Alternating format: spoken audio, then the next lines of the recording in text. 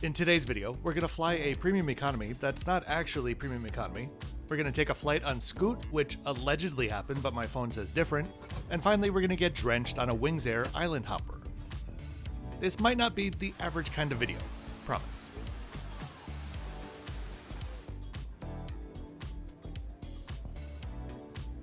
By the way, if you're ever curious how much I paid for these 3 flights, or any flight, the exact price out of pocket is always in the description. Let me welcome any of you that might be new to the channel. My name is Kevin. I'm here to give you a self-funded and honest look at some of the best, most unique, or simply most popular airlines and hotels in the world, which I've been bringing to you full-time for going on 5 years. I'd love for you to know more about how I do things on the channel, so simply scan the QR code or check out my hundreds of videos to do so. Let's get into the trip reports. Okay, so let me quickly break down what the heck we're actually doing here. Today's video is all about my flights to and from Lombok, the beautiful island to the east of Bali. There are not a ton of international flights to Lombok, so I needed to plan this kind of carefully. Since I didn't want to arrive in Lombok in the evening, I settled on a Singapore Airlines and Scoot connection combo, which would have me spend a night in Singapore, before catching the early morning flight to Lombok.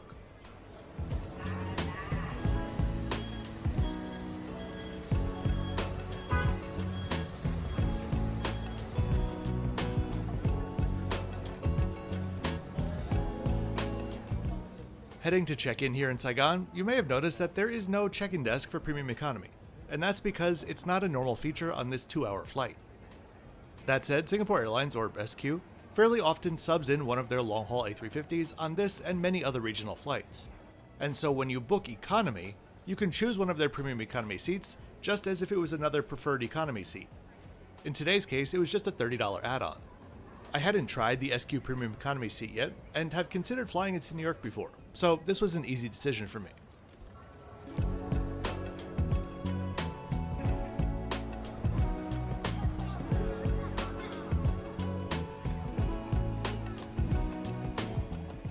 A quick trip to the Rose Lounge, and then a bit of wide-body plane spotting, and I'll give you a brief refresher on the relationship between SQ and Scoot.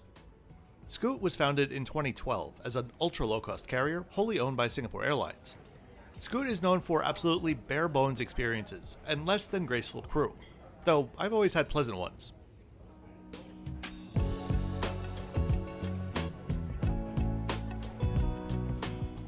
Not to be confused with Tiger Air Taiwan or Tiger Air Australia, in 2016, Singapore Airlines announced that they'd be purchasing 95% of Tiger Air, another Singapore-based low-cost carrier.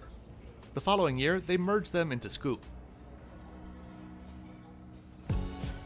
Nowadays, Scoot serves as a low-cost airline in some markets where the service overlaps with SQ, and in other markets, they serve as a gap filler, and that's why it's fairly common to see itineraries which combine the two carriers. A good example of this, of course, is today's itinerary. SQ flies to 4 destinations in Indonesia, but Scoot flies to 11. Similar dynamics exist between the two carriers in a few markets, especially China, Indonesia, and Malaysia.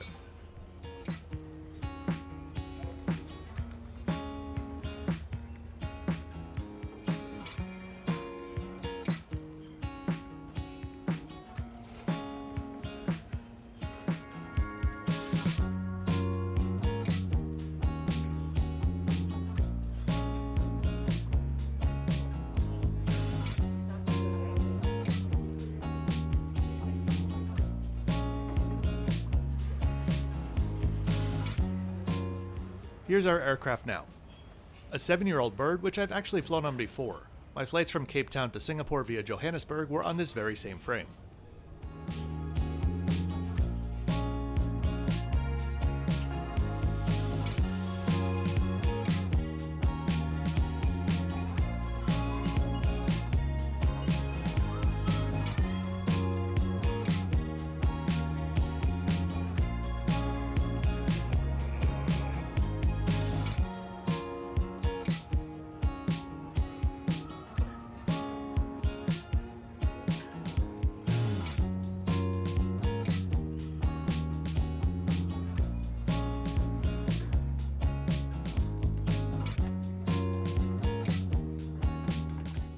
Let's get on board and take a look at the seat.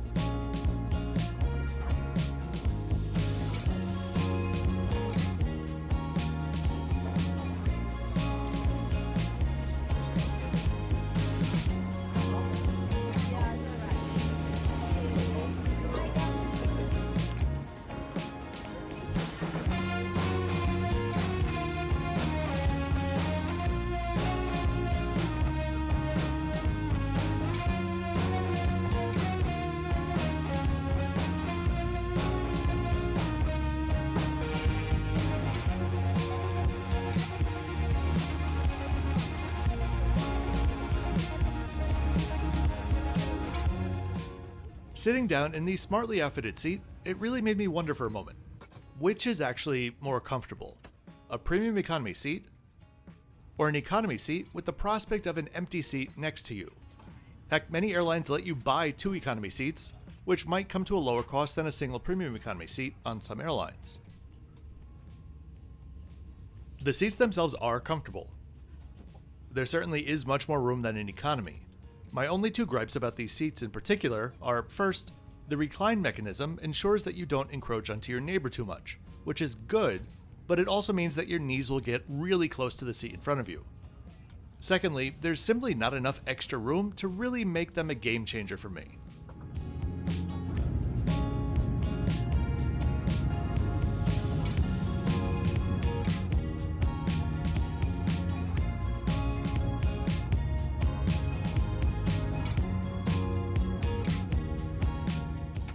Bulkheads, of course, can give you a bit more comfort, as can 2 other very specific types of premium economy seats on SQ.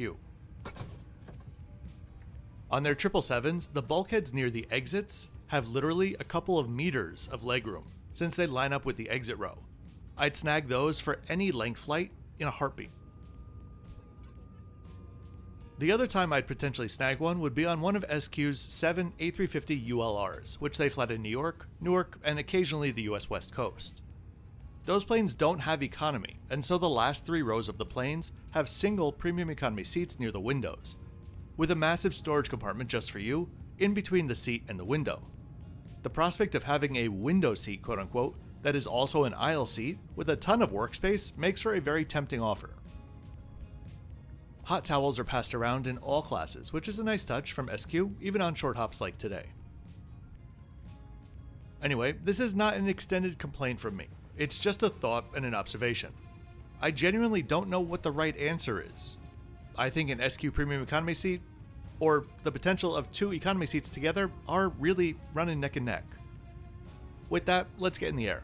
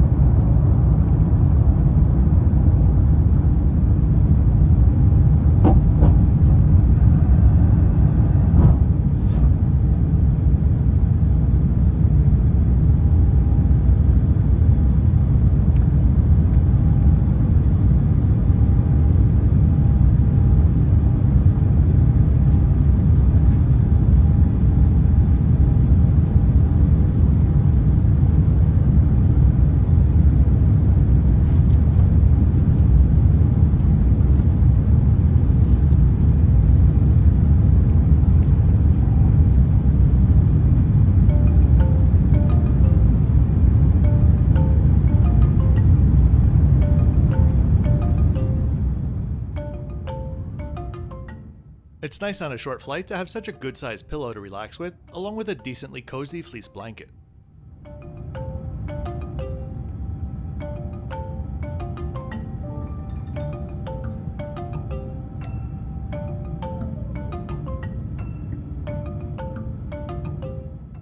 Once up to cruising altitude, the meal service began. Remember that this is a full economy meal service. I appreciate that the tables are elevated from the armrests, making them much more enjoyable to eat off of.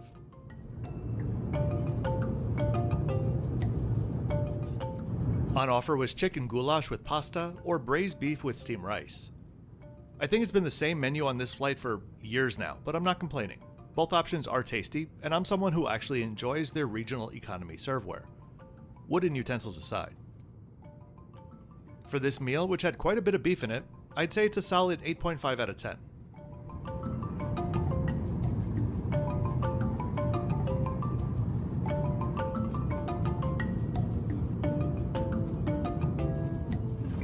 Coffee service came around after, and then I had a look at the entertainment on offer.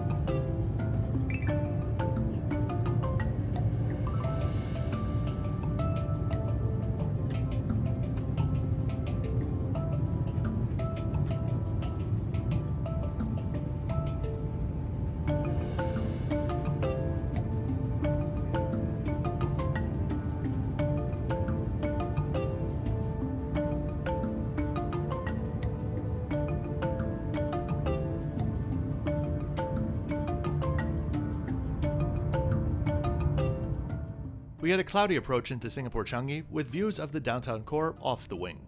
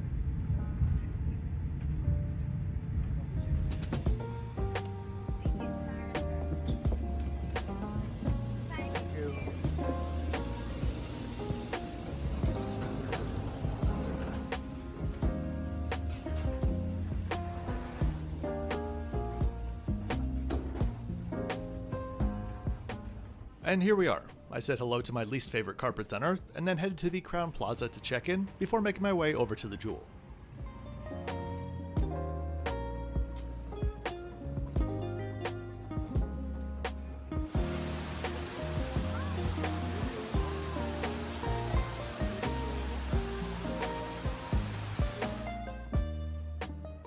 The next morning, dark and early, I made my way over to Terminal 1, where my Scoot flight would be taken off from. So I mentioned that my phone doesn't seem to remember this flight, and that's because there was literally not a single video that made it out of that flight alive. To this day, I have no idea why. But I do have a couple photos to show off the in-flight experience. For now, let's have a quick look around Changi and pop into the Marhaba Lounge, which I accessed with Priority Pass.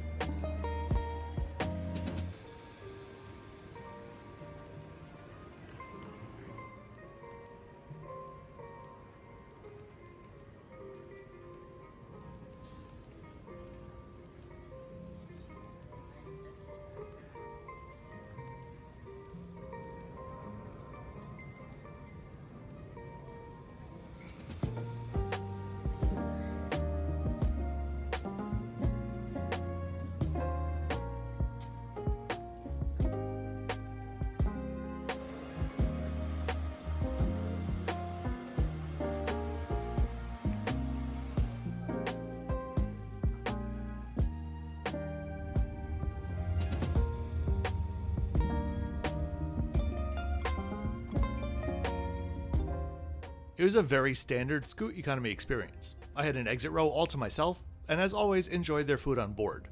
Around 3 hours later, we were in Lombok.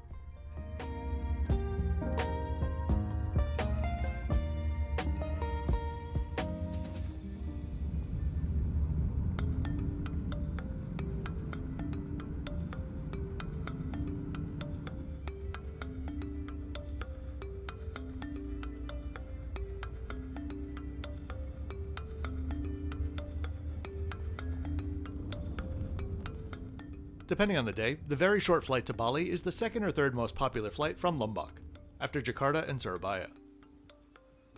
And a very short flight it is, just 75 miles away, often served by ATR turboprops like we had today.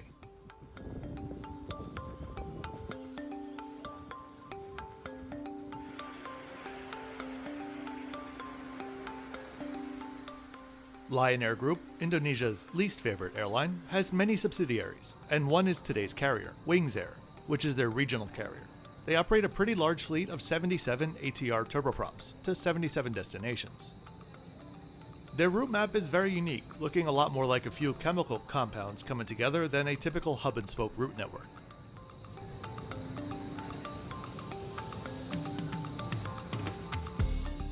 With 20 to 40 flights per day depending on the season, Lombok's airport is well sized to handle the traffic and is pretty comfortable. But do yourself a favor and don't get here more than like an hour before your domestic flight.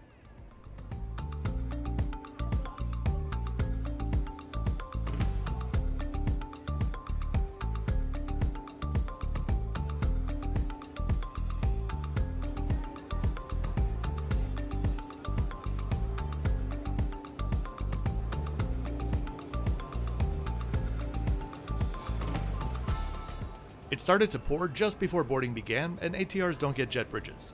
So it was a soggy boarding experience. Luckily, they do have plenty of umbrellas, but still, a cramped turboprop full of damp tourists is not my idea of good time.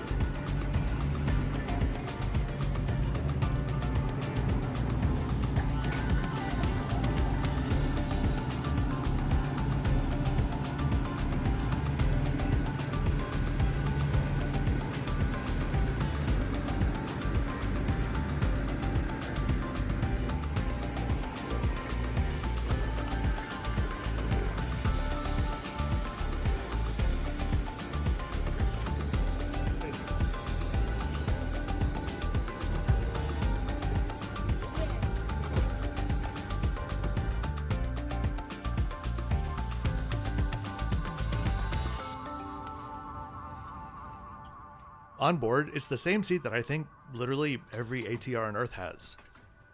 They're fine for a quick ride, but they're definitely tight, and the window seats don't have a lot of room for your carry-on.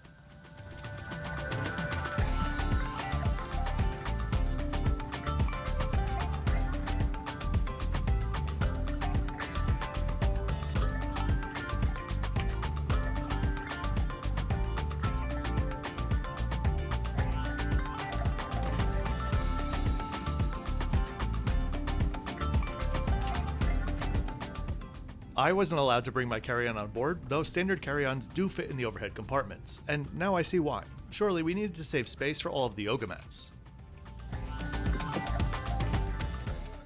Let's get going. After takeoff, we were up to our cruising altitude of 8,000 feet for just under 3 minutes before starting our descent into Denpasar.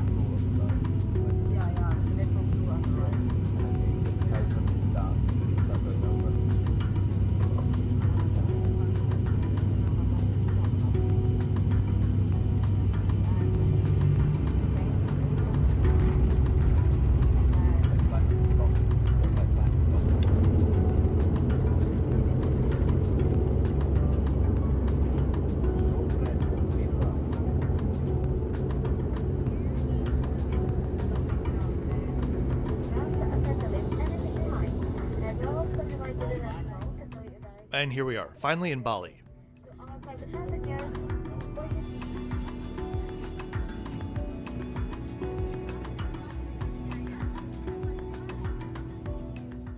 If you enjoyed this one, please be sure to click that like button and subscribe with notifications on so you don't miss out on my weekly flight and hotel videos. I'll see you next time from Lombok, at the Oberoi Lombok to be specific. And by the way, starting in January of 2026, I'm going to be back to full chronological order, not split like I have it now between hotels and flights, as many of you have requested, my brain included. As always, thanks for watching until the end.